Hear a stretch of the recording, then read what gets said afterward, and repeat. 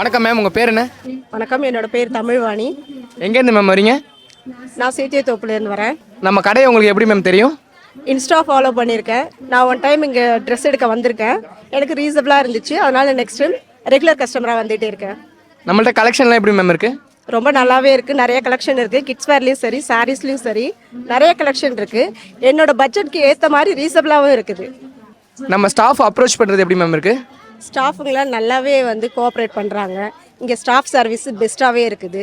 ஸ்டாஃபுங்க இங்கே நல்லா எப்படி சொல்கிறது, ஒரு கனெக்டட் இருக்காங்க. கஸ்டமருக்கும் ஸ்டாஃபுக்கும் உள்ள கனெக்டட் சூப்பராகவே இருக்குது.